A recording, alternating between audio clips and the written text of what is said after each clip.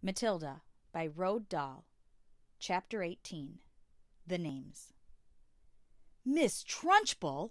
Matilda cried, jumping about a foot in the air. "You mean she is your aunt? She brought you up?" "Yes," Miss Honey said. "No wonder you were terrified," Matilda cried. "The other day we saw her grab a girl by the pigtails and throw her over the playground fence." "You haven't seen anything," Miss Honey said. "After my father died, when I was 5 1/2, she used to make me bath myself all alone.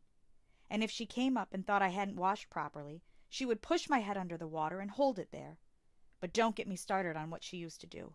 That won't help us at all." "No," Matilda said, "it won't." "We came here," Miss Honey said, "to talk about you, and I've been talking about nothing but myself the whole time. I feel like a fool.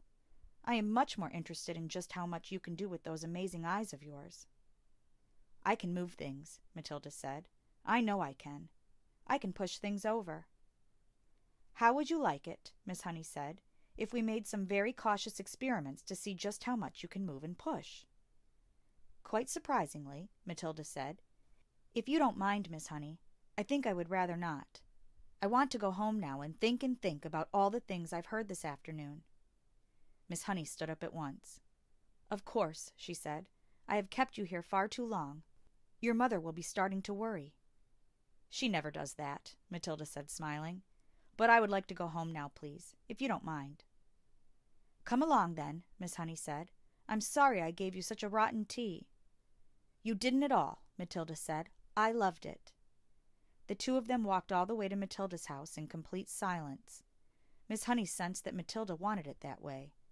The child seemed so lost in thought she hardly looked where she was walking, and when they reached the gate of Matilda's home, Miss Honey said, "You had better forget everything I told you this afternoon." "I won't promise to do that," Matilda said, "but I will promise not to talk about it to anyone any more, not even to you." "I think that would be wise," Miss Honey said. "I won't promise to stop thinking about it, though, Miss Honey," Matilda said. "I've been thinking about it all the way back from your cottage, and I believe I've got just a tiny little bit of an idea." "You mustn't," Miss Honey said. "Please forget it." "I would like to ask you 3 last things before I stop talking about it," Matilda said. "Please will you answer them, Miss Honey?" Miss Honey smiled.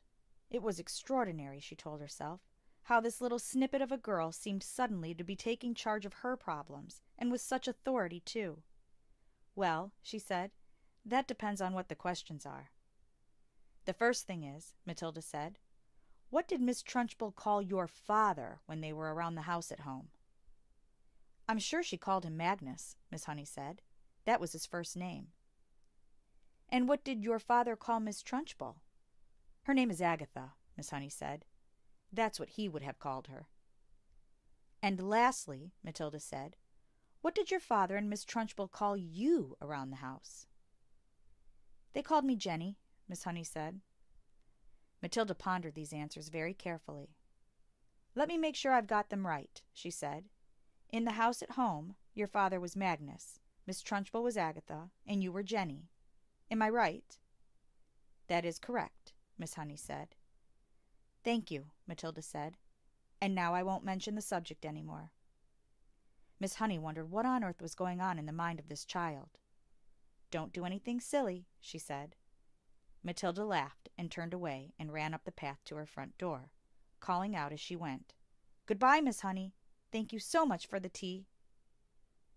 Thanks for listening. To continue on to Chapter 19, save the playlist Matilda on Storytime with Miss Jeannie.